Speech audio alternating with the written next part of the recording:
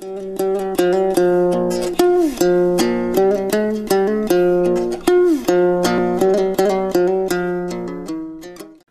бери мындай чарба, монча метр квадрат ремонт, мындай бул майда маселелер да. Эң башкысы телеканалды эркин, адилеттүү, калыс телеканал кыла алдыңарбы? Андай кыла алган жоксуңар. Платон менин досум, бирок чындык андан кымбат жогору турат дегендей, алдыдагы 5-10 тең мындай байке агайыны болуп жүрөбүз. Бирок чындыгын айтыш керек. КТРди силер коомдук телеканал кыла алган жоксуңар. Коомдук деген сөздүн өзү бул бийликтик эмес, бул коомдуку деген сөз.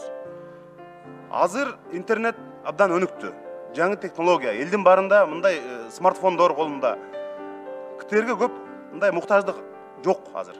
Бирок ошол нерсе дагы биз азыр мына ушул бийликтин тушунда саясат өзгөрдүбү деген маселени текшериш үчүн мына жакында бир саясий альянс түзүлгөндө биз сиздерге ошону 3 мүнөттүк кылып көрсөтүп бериңиздер деп сурандык. Силер айттыңар, акча төлөгүлө дедиңер.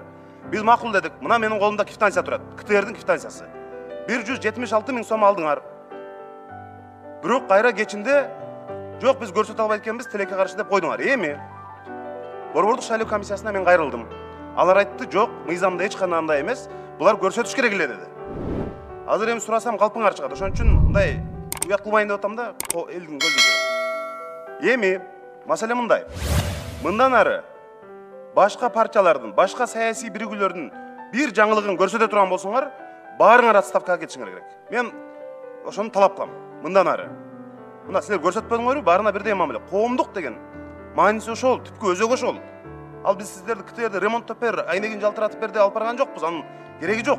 Силер ГПде отуруп иштесеңер дагы, бирок элге адилеттүүлүктү, чындыкты, бардык саясий күчтөрдү бирдей көрсөтүп турсуңар, калыс болсоңор, бейтараптуу болсоңор, ошондо оңдолгон болот. Жалтыраган имарат курган менен ал ички өзөгү, түпкү маңызы өзгөрбөсө, ал бир тигин. Ошондуктан 10 секунд. Мындай калыс болууга чакырат элем. Анткени билесиңер, бизде тарых абдан тез өзгөрөт. Бул заман 1 жылдык, 2 жылдык, бул дагы өзгөрөт. Башка заман келет. Жанар Кубаныч, рахмат. Мен бир аз толуктап жооп берип койсом болобу? Албетте бул жаңы келген экен, биз бул боюнча жыйында карайбыз. Биз мындай нерселерди кетирбегенге аракет кылып жатабыз. Жанар Кубаныч, Кой Таш окуясы боюнча да жада калса эки тараптуу маалымат бердик. Бул нерселер КТРКда биринчи жолу болду. Биз ушул нерсеге чын дилибизден басым жасаганга аракет